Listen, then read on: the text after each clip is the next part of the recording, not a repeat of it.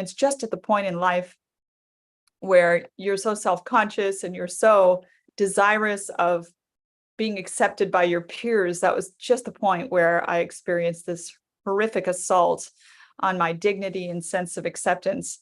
And then a little later in life, I went to a high school.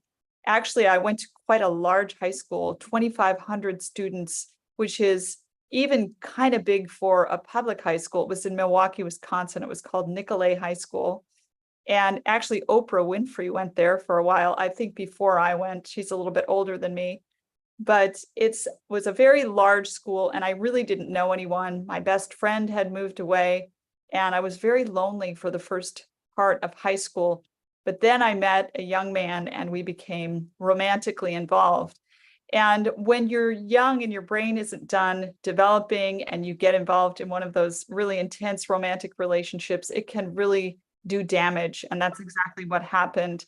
There were breakups from me and from them, from him, and there were just shattered emotions. Just the brain, the maturity level is just not at the point where it can handle love, which can be painful even for mature adults. So we ended up in bad shape because of that. And I went through a period of depression related to that relationship breaking up. And I think those things and probably some other traumas and difficulties set me up for a struggle with depression as a young adult, even after I became a Christian, even after I became a Seventh-day Adventist, even after I got involved in public ministry. So I started out in music ministry, singing. I'm a songwriter, producing music, and I would travel and do concerts. That was mainly what I was doing at this particular time in my life. And during that period, I went through clinical depression. I started to develop health problems. I just didn't know how to deal with that. I had why God questions. I didn't have a lot of good, strong support. I didn't have a counselor. I didn't have family in the church that could help me through. I went through a real downward spiral kind of experience that I now recognize was clinical depression, but at the time didn't really know it was. And so I went through that off and on for a number of years. And then when I was a little bit older, young adult, or an older adult, I should say, and my kids were now grown and they were about to launch, I went back to graduate school to study counseling.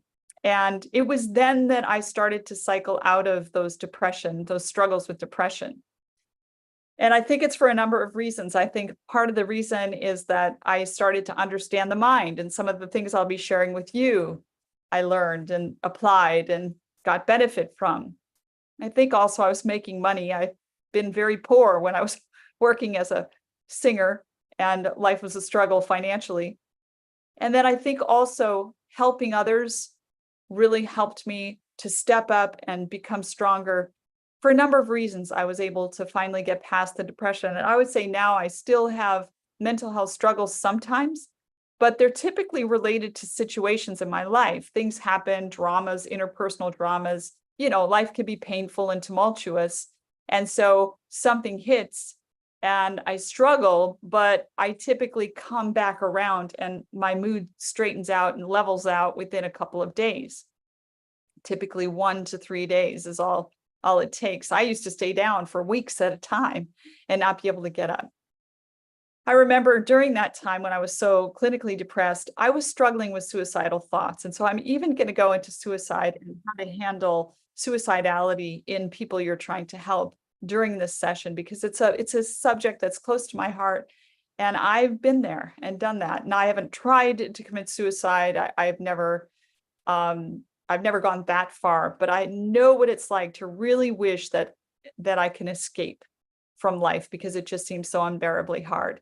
And I relate and understand those feelings. And so I'm going to give you some tools in that regard as well. So what I'm sharing with you today isn't just me kind of being a clinical expert or a doctor, that I've studied. It's true, I have studied these things, but more than that, I'm someone who's actually experienced these things. And I want to share them with you from my soul, from my heart and soul, and let you know in no uncertain terms, because you may be struggling with depression, or you may have someone you're trying to help that's struggling with depression. I want you to know that there is a way out. There is a way forward, and things can get better. They got better for me. I am a living proof that depression isn't the end of the story. It may be part of the story, but it doesn't have to end with that chapter. So I hope that something I share with you during this weekend emphasis will make that difference for you and give you at least a beginning of your recovery journey. Each person's recovery journey is different. They go to different helpers, they read different books. I don't think my way is the only way, but I hope that something I share will at least put you on a path to where you know what step to take next, to alleviate anxiety and depression. For me, it was Dr. Neil Nedley's book, when he talked about how people have certain hits in their lives, certain things that happen that set them up for depression. And he saw it as scales. You put certain things in the scale and you're going to tip toward depression. You can take things out of the scale and you'll tip back to normal. And just the fact that he was so matter of fact about it and didn't condemn people or judge people for being depressed was very helpful to me. He was so practical. And so I've carried that practicality forward. And hopefully some of the things I share with you now will be helpful to you. So here is my slideshow. And I want to talk first. I want to give you a little story first. There was a genie. A man was like walking along a beach, and he found a bottle washed up on the shore, and he rubbed it. And a genie came out and said, "I'll give you whatever you wish, one wish." And the man said, "I've always wanted a road from the United States to Hawaii so we can drive over there." And the genie said, "Oh, no, I can't do that. Think about the pilings, the amount of asphalt that would have to go into that. It's just impossible. Choose something else." And the man said, "I'd like to understand depression." And the genie said, "Would you like 2 lanes or 4? In other words, I'll build you that road because understanding depression is too hard." Well, fortunately, it's not that hard. Let's talk a little bit about the prevalence of depression here at the outset. In 2017, the World Health Organization declared depression the leading cause of disability in the world. And I mentioned this, I believe, last night, that approximately 1/3 of the world will have diagnosable anxiety at some point in their lifetime. And from the research that I've done, the percentage of people that will have diagnosable depression at some point in their lifetime is right around the same percentage, about 1/3 of people. It doesn't mean that 1/3 of people will be sad. It means 1/3 of people will have diagnosable clinical depression, not that they will be diagnosed, but that they will have depression severe enough to be diagnosed at some point in their lifetime. So if you're someone who struggles with anxiety or depression, and there would be some overlap, some people have both, but I would say that if you push those two together, you're going to have about 50% of people that are going to struggle at some point with anxiety and or depression. Listen, you're in good company. You're not alone. This is not something that only happens to freaks. I remember thinking that myself, that, I was going through depression and there was something wrong with me that wasn't wrong with hardly anyone else. Well, that feeling turned out to be completely inaccurate. So many people struggle with these things. And one of the things we're doing, and I know you're doing, is trying to destigmatize them so that we can help people find a way forward and lift that burden of shame off of people that are struggling.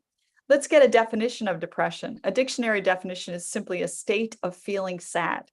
But a clinical definition is a mood disorder marked especially by sadness, inactivity, difficulty in thinking and concentration, a significant increase or decrease in appetite. It's kind of a disorder of extremes. People eat to medicate themselves, or they stop eating, they lose their appetite. Sleeping more or sleeping less than usual, so insomnia or hypersomnia, feelings of dejection and hopelessness, and sometimes suicidal tendencies. That is a clinical definition of depression. What about the physiology of depression? Let's talk about that for the next few moments. What does the depressed brain look like? I want to give you a few causation theories here. because there are different theories as to what causes depression, and they maybe disagree with each other a little bit, but let me talk to you about these. First of all, there's a theory involving neurotransmitters, and that's probably one of the most widely believed theory. Now, there's been a recent study that kind of blew holes in that theory, and we've known for a long time that increasing levels of serotonin, which is the mood regulating neurotransmitter in the brain, does not necessarily alleviate depression. But the antidepressant medications that do seem to improve depression do seem to impact serotonin. We're just not sure exactly what's going on there yet. But we do know that neurotransmitters such as serotonin, dopamine, norepinephrine, and even adrenaline are affected. Many antidepressant drugs increase the amount of circulating serotonin in the brain. But scientists observe that while these drugs increase circulating serotonin immediately, they don't generally start helping raise the mood for several weeks. I mean, it's just known in my field that someone goes on an antidepressant, it's going to take a month to a month and a half before they realize an effect. So the serotonin levels go up immediately, but the person doesn't experience improvement immediately. That kind of hints that maybe serotonin levels aren't everything. Another theory is the circadian rhythm theory. Serotonin is at its lowest during rapid eye movement sleep. Because they raise serotonin, some antidepressants actually disrupt REM sleep. Isn't that interesting? And because sleep can stimulate the serotonergic system, depressed people can temporarily experience a lift in mood after staying awake all night. I actually know a person who is bipolar, and in order to manage his bipolar, he stays up all night. Now, I'm not recommending that at all, and I'm not sure it's working, but it does affect rhythms in the brain. It does affect the brain when you do something to impact your circadian rhythms. I have noticed that most of my clients that work nights tend to have struggles with anxiety and or depression. It's extremely common among night workers. And my theory is it's because they're out of sync with the earth's rhythms. You know, God set up the earth so that we rise somewhat sort of with the sun. And then come the darkness, we start to shut down. And then we sleep during the dark times. So you reverse that when you're a night worker. And I just find that that seems to be too much of an insult for the brain of some people. Another theory of mood regulation focuses on varying activities in the neural circuits of the brain. Studies show that resting amygdala levels, that's the emotional part of your brain, tend to be higher in people with depression. In other words, the emotional part of the brain is going to be slightly hyperactivated. It's going to be really, really, active, and it's going to probably draw some of the energy from the other areas of the brain. The amygdala is particularly involved with negative emotions such as fear and sadness, and is apparently overactive in depressed people. In fact, social isolation, which is often a part of depression, has been shown to cause chronic limbic brain arousal. So the more alone people feel, we saw this during the pandemic in a big way, people were isolated. You can connect online, but it's not like being with people in person. And so people started to isolate more and more, and they were afraid of what was going on. And the mental health problems just multiplied. Depression was up, anxiety was up, suicidality was up, substance abuse was up. And I think this was largely mediated by the isolation that we experienced, particularly during the lockdowns, quarantines. We're designed by a God of love to thrive in the context of loving relationships. And when we find ourselves alone, we feel out of sync with the way God created us, and we suffer the effects. Some research shows that depressed persons have low activity in parts of the prefrontal cortex, or the frontal lobe of the brain, the thinking rational part of the brain. The reward system of the brain seems to be affected too, leading to depression's typical loss of pleasure response. So what happens when people experience depression is their desire to do anything plummets. We call it anhedonia, no pleasure. We don't want to do anything. We don't enjoy anything anymore. And we think that that might be partly because the dopamine system is affected. The dopamine is the neurotransmitter that mediates the pleasure response. Some scientists focus on how brain anatomy affects mood, in particular the hippocampus, a part of that emotional system of the brain called the limbic system, seems to be involved in memory processing and emotional processing. It appears to be reduced in volume in depressed people. And we also know that chronic stress can reduce the volume of the hippocampus. Now, you look at all these theories of the physiology of depression, and you think, I wonder which one is true. And I don't think we have to answer that question, because I think there's probably truth to all of them, don't you? I mean, they all seem to have validity. But there are some brain changes during depression that we need to pay attention to. Brain inflammation is another one. But listen to this from Stephen Diamond, PhD, and I think this is said very eloquently. When I work with clients, I always approach treating their depression with a two-pronged approach. Let's improve your brain health. And that typically involves lifestyle changes and various things that they can do, which I will be sharing with you, to improve the health and functionality of their brain. But then I also want to work with their thought life. I want to work with their psyche, the way that they think, the way that they function, the way that they relate to other people, the way that they relate to life itself. I need to work with that as well. So I kind of approach depression by aiming at the physical, but also at the psychological. And this is the reason why. Depression's roots are, from my own clinical observations, more commonly basically psychological than biochemical, though one clearly affects the other. You know, if you think a certain way and function a certain way for long enough, it's going to change the structure of your brain and the way your brain functions.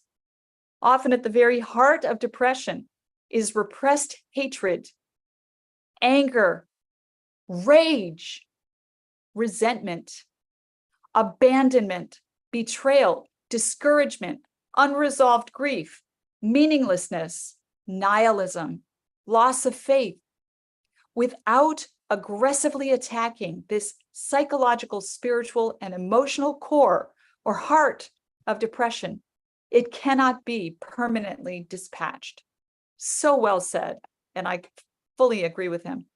So let's look at some of the mood disorders, because depression is the most common of the mood disorders, but it's actually part of a cluster that we call mood disorders, and there are several others that do show up from time to time. So the first and foremost, most common, is major depressive disorder, then persistent depressive disorder, substance abuse depressive disorder, postpartum depression, premenstrual dysphoric disorder, bipolar 1, bipolar 2, and cyclothymic. Let's talk about them one by one. Did you know that Winston Churchill, Abraham Lincoln, I can list others, struggled with depression, and that Winston Churchill called depression his black dog? That's what he called it. So major depressive disorder is the most common, and it requires, in order for you to be diagnosed, the changes in the person's lifestyle, appetite, sleeping patterns, and general ability to function that are brought about by that low mood. And that has to be, it has to affect their functionality, and it has to go on for at least 2 weeks, has to last for 2 weeks for it to be diagnosed. But there are a number of other depressive disorders. There's persistent depressive disorder, which is not as severe a form of depression, but it's longer lasting. People with persistent depressive disorder, in order to be diagnosed, their depression has to have lasted for about 2 years. Interestingly enough, it's much easier to treat major depressive disorder, both medically with antidepressants and with lifestyle and counseling. The more severe forms seem to be more responsive to treatment, whereas persistent depressive disorder, because it's so long-standing, the person has kind of built their personality around being depressed. And a lot of times it's quite difficult to get them. You have to basically change the way the person is, not just their mood. So it can be very, very challenging to treat. Postpartum depression is another one of the other depressive disorders. Premenstrual dysphoric disorder, which is basically the PMS that all women experience, but this one is bionic or on steroids, so to speak. It's so severe that the person can completely go off the plot and completely lose the ability to function during that time of the month.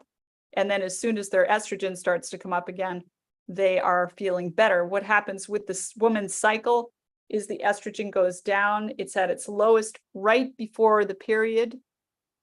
Then it starts to go up with the onset of the period and gradually goes up to where the point in between the period is the most positive point, because the higher the estrogen levels, the more positive that woman is going to feel, generally speaking.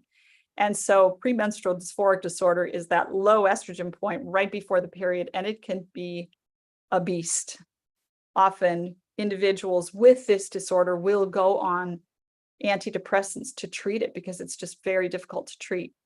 Seasonal affective disorder is caused by lack of light, being in a cold climate where the sun comes up late, goes down early, and the person can get what we call cabin fever, and that can affect their brain's functionality. So seasonal, and for a number of reasons, because typically in the cold weather, people don't socialize as much. So it might not be purely physical, but it's a real thing.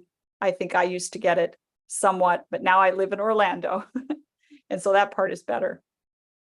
Listen, something we need to really pay attention to is the fact that some of our medications can cause depression. This is something we often leave out when we're trying to diagnose someone or help them.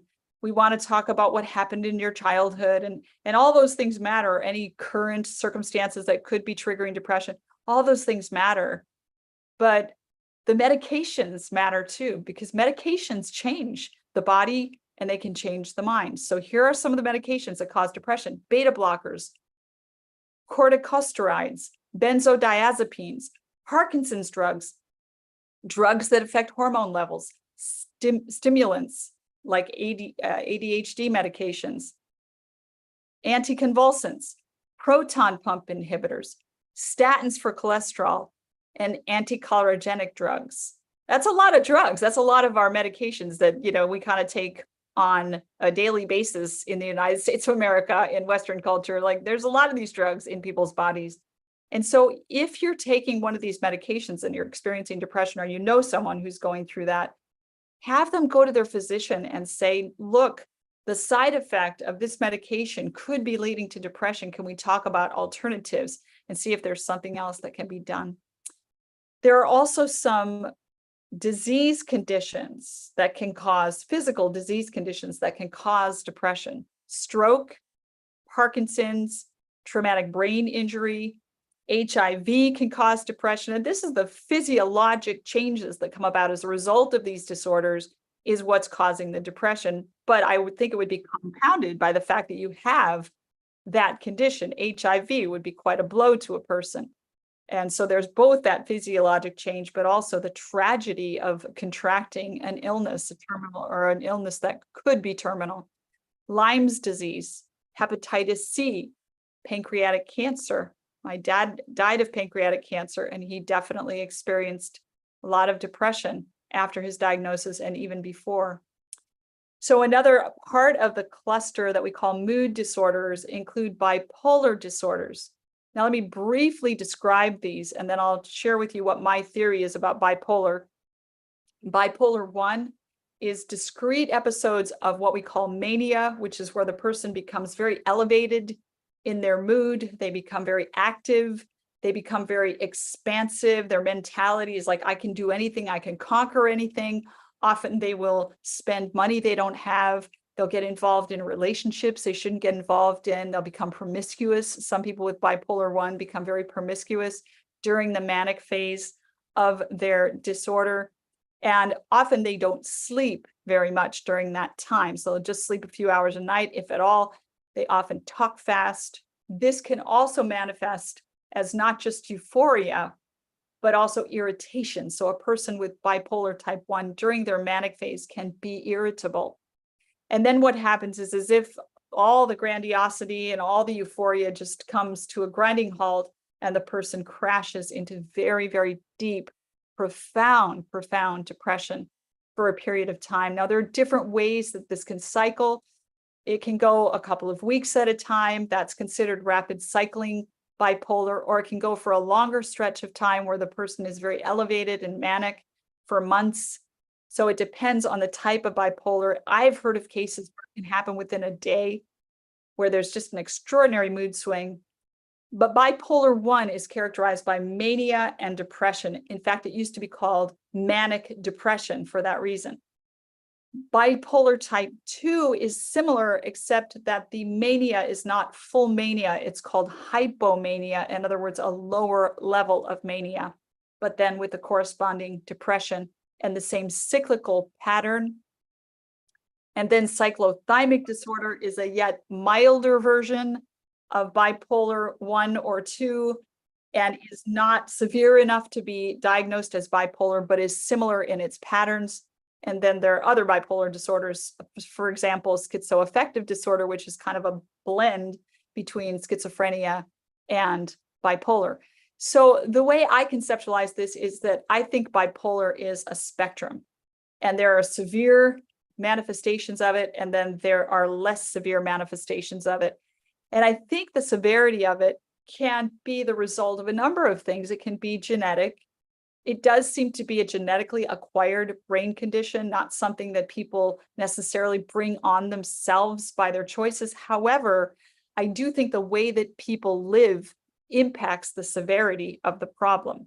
And so if people live a healthy lifestyle, if they live a moral lifestyle, if they live a sensible lifestyle, and if they have a community around them that helps them be sensible even when they're manic, and that supports them and helps them through, and they have good counselors and support people, I think it can greatly reduce the impact of the disorder, and they can live and function somewhat normally as a result of those things. All right, so because suicidality factors into both major depressive and bipolar, we don't want anyone that we know and love, or ourselves, God forbid, to ever take our lives. So let me give you a little tool to use. I call it tip map. I like using acronyms because they're easy to remember. They make things easy to remember. And so this one uses thoughts, intention, plan, method, access, and prior history. You're going to ask a series of questions to the person. First of all, you're going to ask, have you ever had thoughts of suicide? And by the way, people think, well, I don't want to ask someone if they have thoughts of suicide. They'll put the thought in their mind and then maybe they'll act out and it'll be my fault. Doesn't work that way, guys. Checking in helps. It does not increase chances of suicide. So if you suspect, it doesn't matter. Be honest with the person and ask them. It's okay to do that. Have you ever thought about taking your own life? It's okay to ask that question. If they say no, great, and just say, leave it off, don't continue the conversation. But if they say yes, you need to go to the next question. And the transition between this first one and this second one is a key transition. If this is all that's happening, the person is having thoughts, but they have no intention, no plan, no method, no access, and particularly if they have no prior history, then you do not have an actively suicidal person. You have a person who is potentially going to become actively suicidal and needs treatment, but they are not actively suicidal. However, if they transition from thoughts to intention, and you ask, have you ever thought about taking your life? They say yes.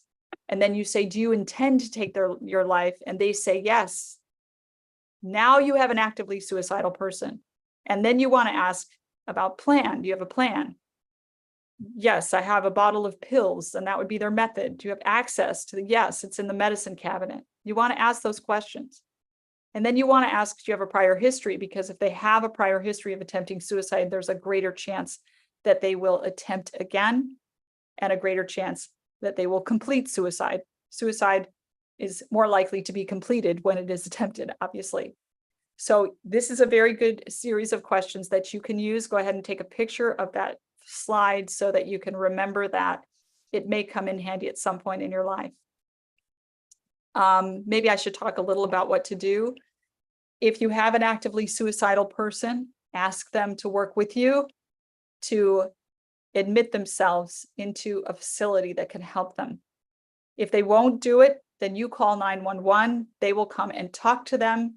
This person may hate you for the rest of your life, but it will be worth it because you may have prevented their death. So the policemen will come and they will ascertain whether they are an actual threat of taking their own life. And if they are, then they will admit them involuntarily.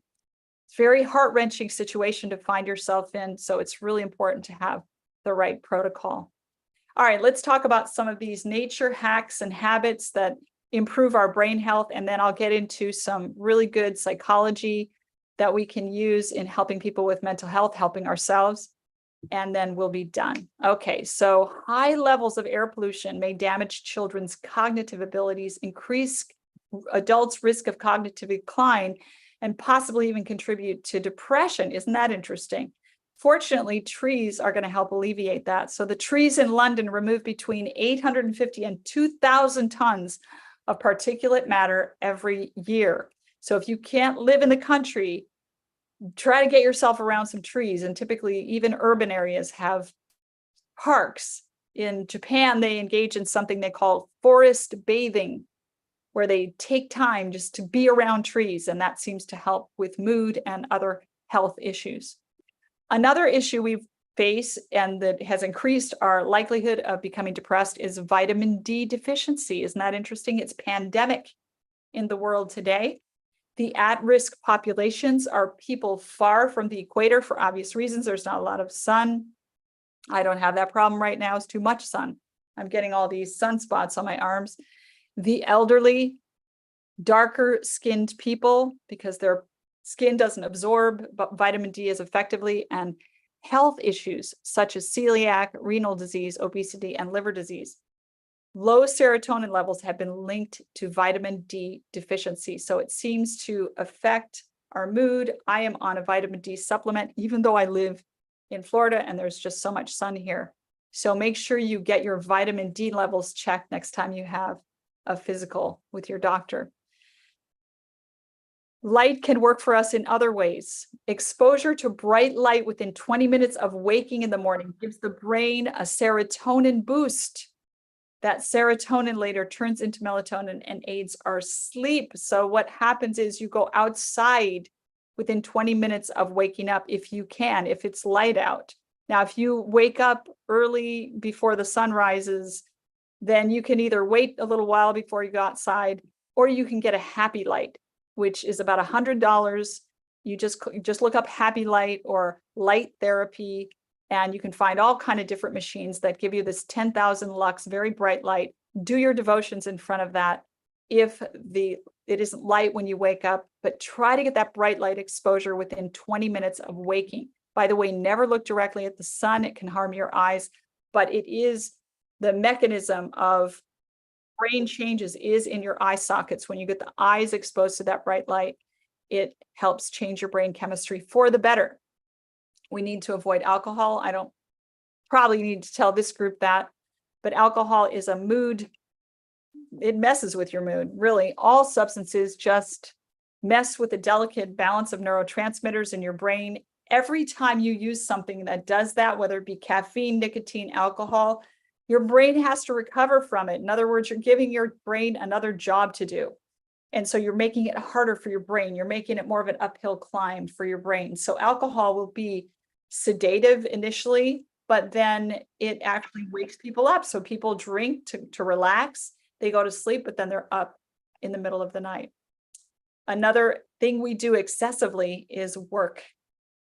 In Japan, they call it karoshi. Apparently, they were having a lot of problems with people working so many overtime hours that they would just keel over and die. And so they started having these laws that you can't work so many hours. They limited the amount of overtime hours people can legally work, and it helped control the problem. I think we probably need that in the States because some of us work morning, noon, and night. We need to get enough sleep, don't we? This condition called fatal familial insomnia gives us a sense of what significant sleep deprivation does to the brain. First of all, it's a very rare disorder. It affects only about 100 people worldwide. It leads to obviously insomnia. There's a protein missing, and the person, as a result of that, can't go into the deeper stages of sleep. So they develop insomnia. Then they start having panic attacks, paranoia, phobias. They start having hallucinations. They start having rapid weight loss, dementia, and ultimately death. Such a tragic disorder. Very few people have it, thankfully. But many of us don't get enough sleep. And so that's why we need rest. That's why we keep the Sabbath. We need that rest of soul, don't we? Many people have a soul form of fatal familial insomnia, where they never really rest in Jesus from their need to be justified before God. They think that they can justify themselves. And so they go about every day of their lives trying to compensate for that sense of shame. And they never really realize that the gospel is true, that Jesus gives us his merits and we can rest in those merits. And that's what the Sabbath symbolizes to us. So we need that rest on a deep soul level. We also need that rest because it helps us function better. A story is told of a man who had a wood chopping contest with a friend of his. And throughout the day, the friend would take numerous breaks. The man, however, chopped every moment he could, except for a short lunch period. At the end of the day, the friend had chopped more wood. And he said to the man, I just don't understand. You are taking more breaks than I'm taking, and you have chopped more wood. And the man said to his friend, you didn't notice that what I was doing during those breaks was sharpening my saw. What we do when we take breaks is we sharpen our saw so that we can be more effective moving forward. So get that sleep that you need, that rest that you need. The American Academy of Sleep Medicine recommends 7 to 9 hours of sleep per night. 7 to 9 hours of sleep per night. That's the sweet spot. Less than 7 is too little. More than 9 tends to be too much. And hypersomnia is a problem too. You also need to rest your tummy. A lot of people don't realize this, and I'll share a little testimony. When I was in high school, I was raised in a typical all-American home, didn't know anything about the health message or plant-based eating or anything like that. But I gradually learned about vegetarianism, and then I learned about health and whole foods and all of that gradually in high school. And I started to make changes when I was just a teenager. But it wasn't until I became a Seventh-day Adventist that I learned about spacing meals, because what I would do is try not to eat all day, and then I'd have a dinner, and then I'd eat and snack until I went to bed.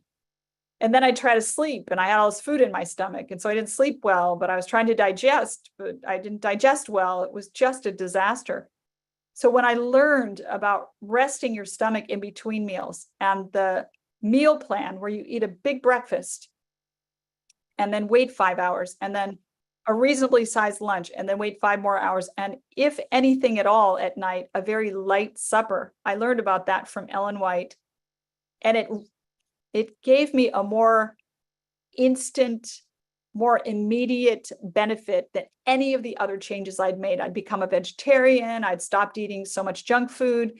I'd made many changes along the way, but the one that gave me the most immediate and the most really noticeable difference was resting between meals, letting my stomach rest. And what happens during that period between meals is the lining of your digestive tract really literally sheds itself like a snake skin. It just kind of passes, and it cleanses your digestive system and makes it more effective. And if you never give your digestive system that rest, it can't engage in that cleansing process. So let's talk briefly about diet. There are many different faddish diets that claim to promote health. I would like the cookie diet personally. That would be fun. But actually, the time-tested diet that overall produces the best outcomes in human beings is fruits, nuts, grains, and vegetables, a plant-based diet. What I like to tell people is when you're shopping, wherever you're at, whether you're a vegan or whether you're still eating meat or eating junk food or wherever you're at in this process, When you are shopping, put more whole plant foods in your basket and fewer refined and animal foods in your basket, and you will be on the path forward. So if you do that one week, more whole plant foods, less refined and animal foods, then the next week you do even more whole plant foods and less refined animal foods, you're going to start getting healthier. I promise. Someone said, don't forget you are what you eat. And the other person said, I need to eat a skinny person.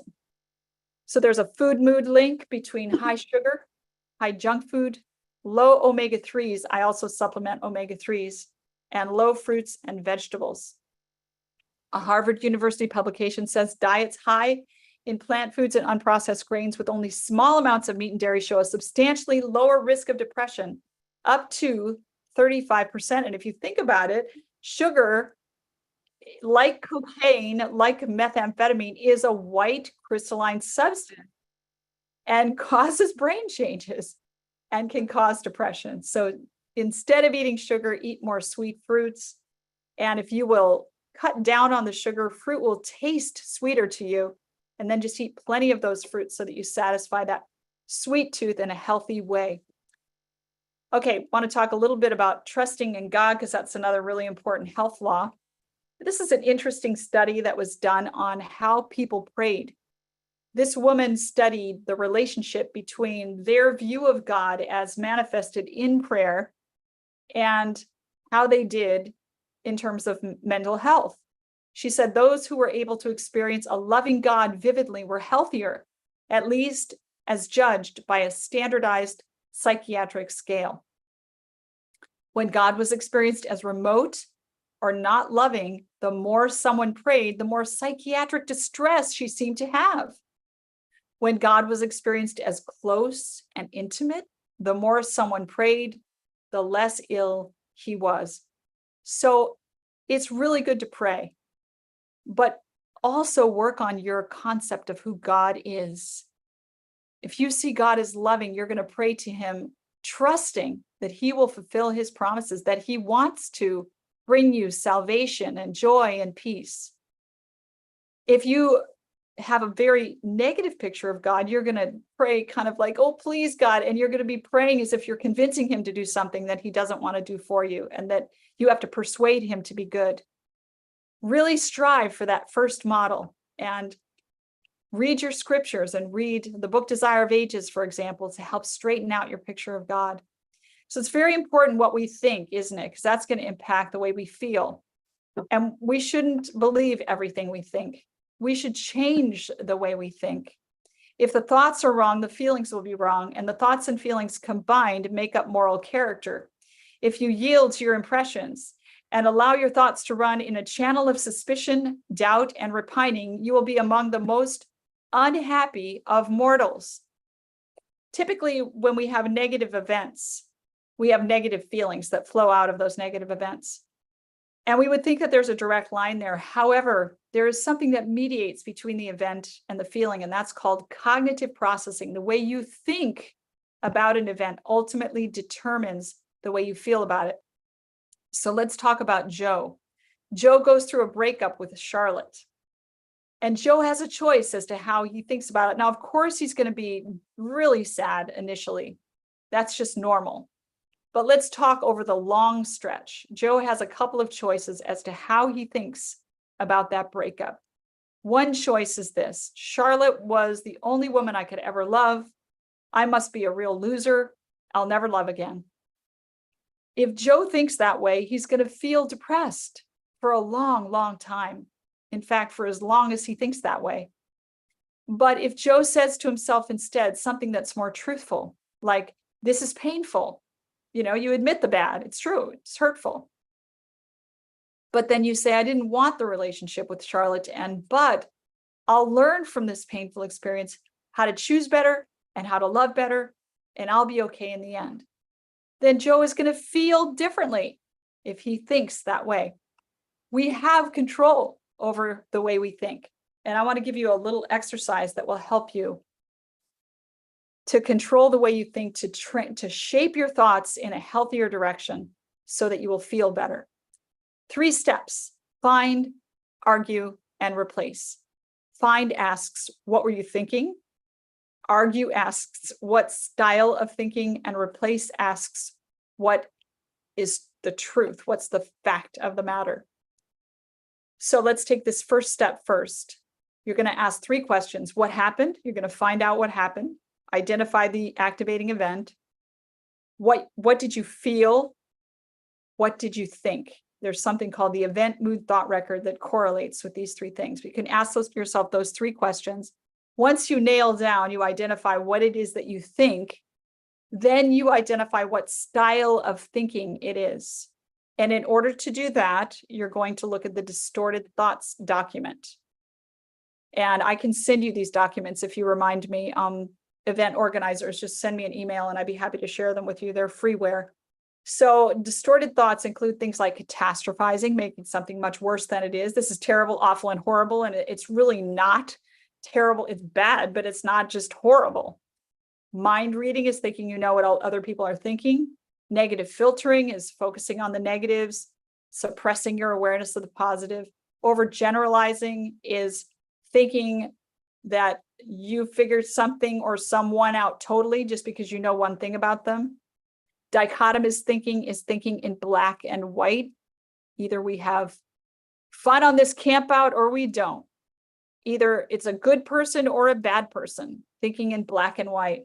Shoulds are looking at things only through the lens of what should be, instead of just accepting what is and saying, what can I do to make it better? Personalizing is taking responsibility on yourself for what someone else has done. I've heard wives say, if I was prettier, my husband wouldn't be into pornography. That is personalizing. People can also blame, where they put on other people responsibility that belongs to them. I've heard men say, if my wife would lose weight, I wouldn't be into pornography. That's blaming. Unfair comparisons is comparing yourself to other people that have an advantage that you don't have, and then judging yourself inferior. And then emotional reasoning is the one that I struggled with when I was dealing with clinical depression, because emotional reasoning says, if I feel it, it must be so. If I feel guilty, I must be guilty. If I feel like no one loves me, no one must love me. If I feel like there's nothing to look forward to, there must be nothing to look forward to. If I feel like life is a waste of time, it must be a waste of time. That's emotional reasoning. And when you believe your emotions, then your emotions follow that belief. And then you feel even more emotional distress. And if you believe that emotion, your emotion is going to follow that belief and you're just going to spiral. The next time we talk, we're going to discuss, let me go backward here actually before I sign off with you. So that's the argue part of this FAR process, is the distorted thoughts. You identify what style of thinking you're engaging in, and you hold yourself accountable. You say, listen, self, you can't do this to yourself. You need to think accurately and precisely, and you're engaging in catastrophizing. You're engaging in mind reading. You don't really know what they think, so you're engaging in mind reading. You kind of call yourself out for what you're doing to harm yourself, to think in these distorted ways. And then you replace that thought with what's true, and you're going to have a more detailed, nuanced, idea of what happened, such as what you saw with Joe. And let me just back up to that for a moment here. You saw that he was thinking kind of extreme here. I'll never love again. She's the only woman I'll ever love. I must be a loser. He's thinking in very black and white extreme terms. His truth, when he finally comes to the point of truth, it's much more nuanced and detailed and balanced. So that's what you want to strive for. Okay. So that is all I have for you this afternoon. We will go into trauma in our next session, and we'll talk about how trauma can sometimes set people up for mood issues and anxiety issues. But that's enough for now. Do you have any questions or thoughts for me?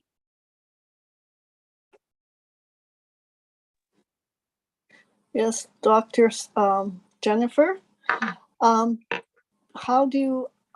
I know the network, but how do I get on so that I can take some of those workshops that you have? Yes. Oh, I would love it if you did that. You simply I want to. And I think I put it up last night. Let me just pull that up again, and I will make that. I think I put that up on the screen last night, didn't I? I Yeah, think so, I but I did. didn't see like how how to get on or how to. Yeah. Oh, wait a minute. You're right. I didn't put it up there. All right. So let me just, Well, oh, here, wait, let me put it up again. I'll share my screen. Let me see. Share screen. Share. All right. So several resources available. And I was going to share this at the end, but no time like the present. So let me tell you what Abide Network has for you. Just go to this website. This is the central clearinghouse for all of these things. okay. If you want coaching or counseling help, you can go to the network and fill out the intake form. We have almost 50 coaches, mental health coaches now Mhm. that work with people that fill out that intake form. And they are some really great people. We also have freebies. We have the Food for the Heart Bible study on Fridays, 8 Mhm. p.m. Eastern time. And there's the Zoom number right there. And then we have free telephone support groups at various times. You can look on the Abide webpage for that, and you'll get those numbers. We also have this workshop called Anxiety and Depression Relief. The things that I'm Mhm. sharing with you here are part of that workshop that is, more comprehensive. And then we have a trauma workshop called Abuse, Trauma, and Faith. The workshops are 6 weeks, once a week, and they are change oriented. People come to get help with their various conditions and struggles. And so they are very community modeled. We share with and support one another, but also they are psychoeducational. We give a lot of tools, a lot of good information to help people on their recovery journey. Then we have a Project Safe Church training, which is a training that helps people know how to respond to abuse in a church context and also how to prevent it. And then we have a new workshop that we're bringing forward right now called Try This at Home Marriage. We have one starting next week. If you're interested in that, look on the webpage. You can find all of these. What I can do is I can send an email to the host or the event organizer with direct links to these workshops and so forth. But you can also access them on the website. Just look under the tab that says workshops, and it will bring you to a page that has all of the workshops listed. So this is our marriage workshop. I'm working with David Ashrick on this one. It's really exciting. And we're also going to eventually do a parenting workshop and a dating workshop. So, yeah. So all you have to do to access that is go to the website and look on workshops, but I will also send some resources to the event organizer if that would be helpful. Yes, it would. Okay. Very. We And have some questions in the chat. Okay. you were talking about you were telling your story, and you were talking about anxiety, depression, and everything, and Yeah. about appetite. And I find myself, and apparently I'm not the only one. It's not that we don't want to eat, but we're Yeah. not so interested anymore. It's not so Yeah. enjoyable. We eat because we have to, not because we want to. And you were talking about guilt, and guilt is a gift that keeps on giving. Yeah. But I had to learn over the years that I'm doing the best I can. I have to leave it alone. But you have this guilt feeling. If I don't visit mom, how am I going to feel? Because I'm the only one who visits her. Oh. So there's all this stuff that goes on. But I've come a long way since then. Well, you So, should check out our resources. I really think we could be of help to you. okay.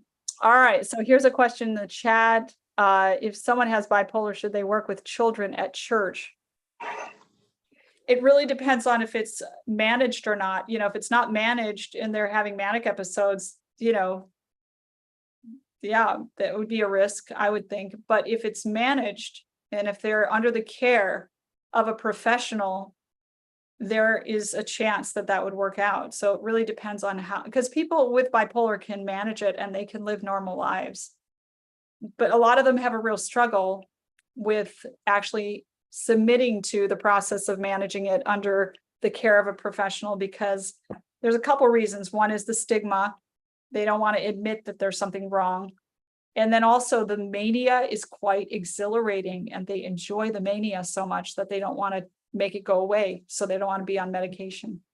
but it does need to be managed. And I wish I could say, I know there's a lot of natural remedies that really help with depression and anxiety.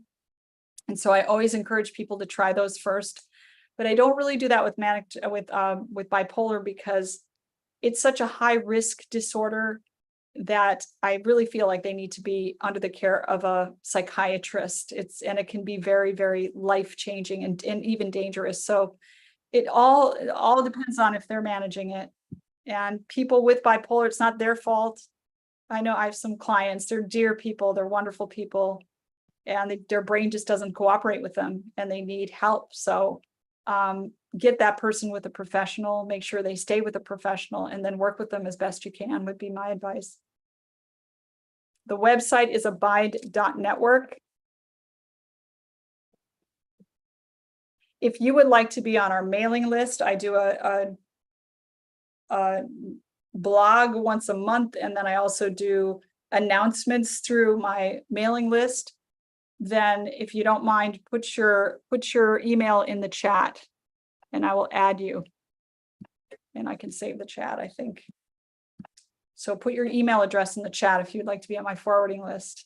That'll put you in touch with resources. Okay. Anybody else? Do we have any more questions?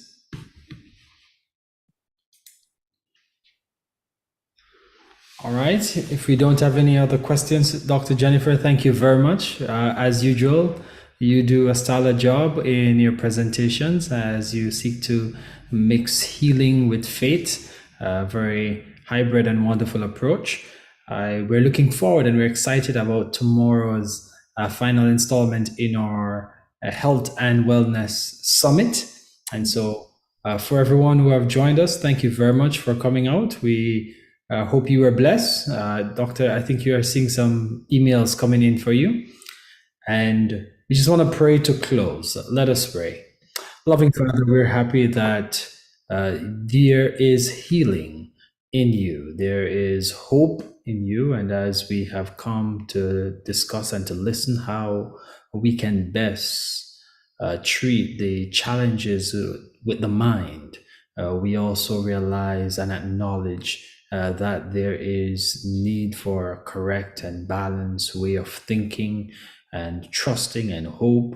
And Lord, as we look to you, may you give us strength and grace that we will never have to face these circumstances. But if we do, help us not to shun away from them or be shy or to be scared, but to face that this is a problem, this is happening, and seek to get the help that is needed. As a church, help us to support those around us who struggle with different issues and different types of depression. As we study together, we realize that there is so many facets to this, and there is need for greater understanding and support to persons who have these struggles. May we be loving and kind and supportive as a church.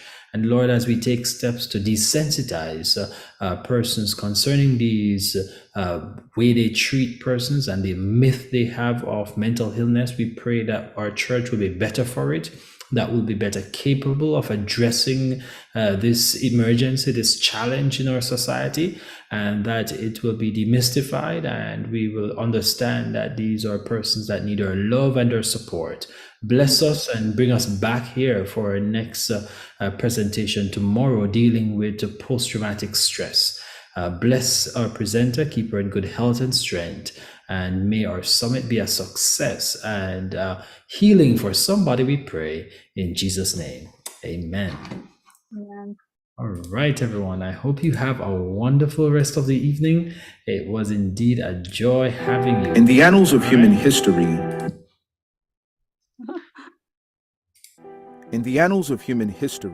we behold a canvas of human triumphs and innovations, such as exploring space, the development of mobile technology, conquering air travel, and social movements that have led nations to choose virtue over victory or economic value. But we also behold human brokenness and woe, inherited from the fall of our first parents. A brokenness that extends beyond physical disease, war, or moral decay, but even into the individual mind. In the United States, 1 in 5 adults experiences mental illness, while 1 in every 25 experiences its effects so severely they cannot perform daily activities and require treatment to overcome.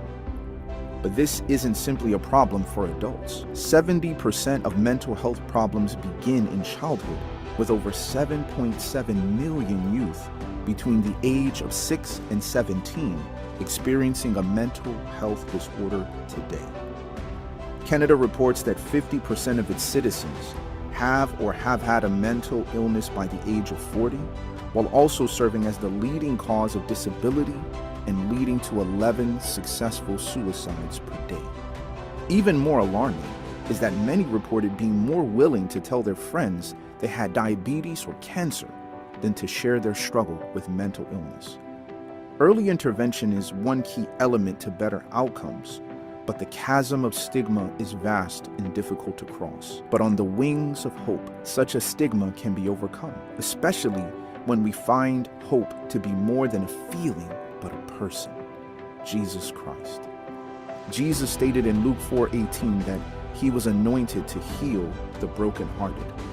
Jesus has anointed us with his Spirit to do the same for the brokenhearted of our day.